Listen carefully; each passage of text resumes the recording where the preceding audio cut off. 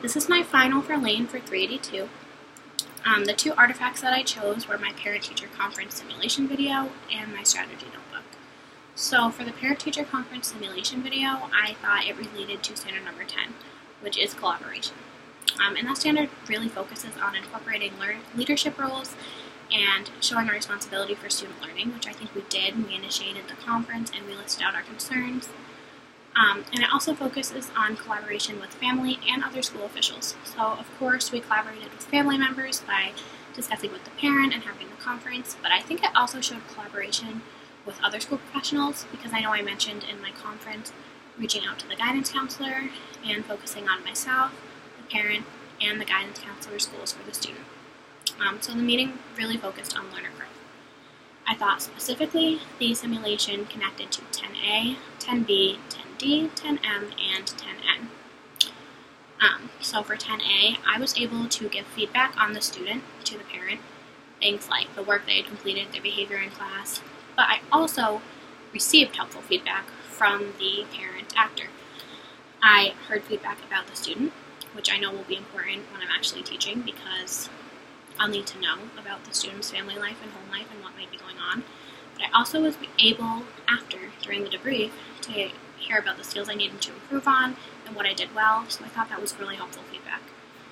For 10B, I identified common goals with the parent and discussed monitoring progress towards those goals. So we discussed how both of us could monitor the progress, and we just really focused on what we both wanted to see.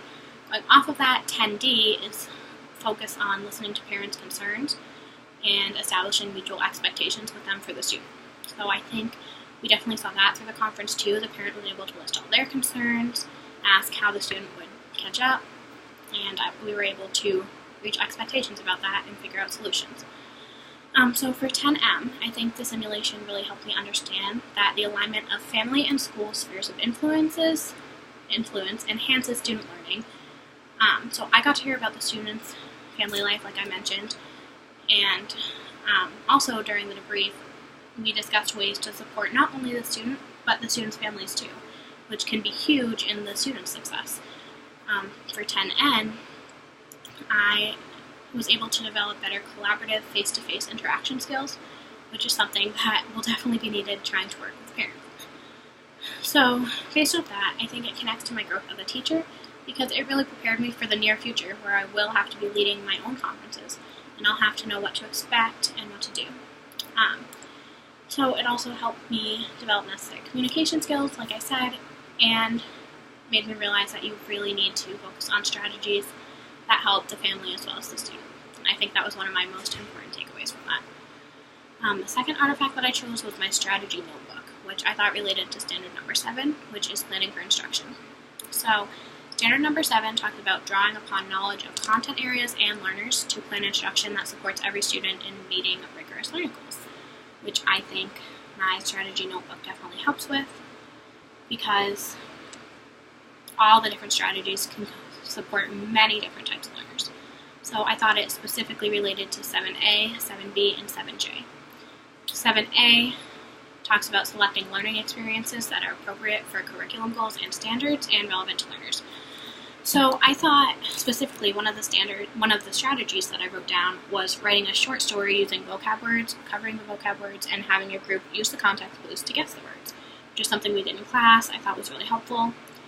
And I thought it related to 7A because the curriculum goal is, of course, to learn the vocabulary words, but it's engaging and it's relevant to the learners. For 7B, it focuses on giving lots of appropriate strategies to use, which the strategy notebook is full of appropriate strategies to use, and the strategies accommodate different learners.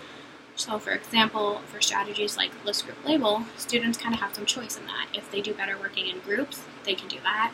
If they feel more comfortable working alone, they can do that too, and just label, group them however they want. So they're also given the choice to decide how they want to sort the words based on their strengths and their different ideas, which is helpful. So 7J kind of goes along with 7B.